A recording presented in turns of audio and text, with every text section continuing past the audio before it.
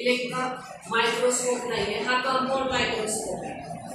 काय म्हणतात त्याला? Compound microscope. याच्यातून आपल्याला छोटी वस्तू असेल तर ती मोठी करून पाहता येते आपल्याला. त्याला आयपीस म्हणतो आपण, त्याला ऑब्जेक्ट पीस म्हणतो आपण. हे अशा प्रकारचा हा वर्ग जो काही हे त्याला ऑब्जेक्ट पीस म्हणतो. ह्याला आय लेन्स म्हणायचंय, ह्याला ऑब्जेक्ट लेन्स म्हणायचंय.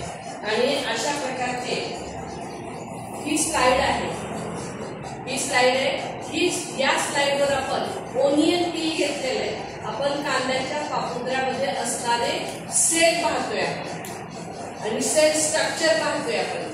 मग ह्याच्यामध्ये आपण प्लांट सेल पाहतोय. आपण प्लांट सेल कशा प्रकारचा असतो हे पाहतोय आपण ह्याच्या खाली ठेवूयात आपण कशाच्या या ऑब्जेक्ट जो लेन्स आहे त्याच्या खाली आपण ही स्लाइड ठेवतोय आणि याच्यातून आपल्याला स्ट्रक्चर ऑफ सेल पाहतोय आपण.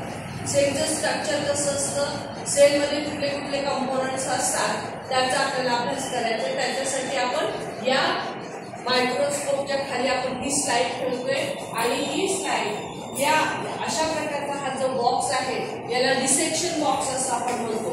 काय म्हणतो आपण? Dissection box. याच्यामध्ये हा फोर्सेप आहे, याला आपण स्लाइड म्हणतो, आपण याला लेन्स म्हणतो आपण.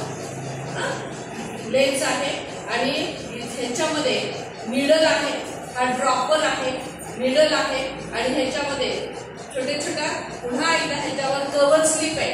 ह्याच्यावर ठेवण्यासाठी अशा प्रकारचे ह्याच्यावर कव्हर स्लिप टाकावी लागते. ह्याच्यामध्ये कव्हर स्लिप आहे.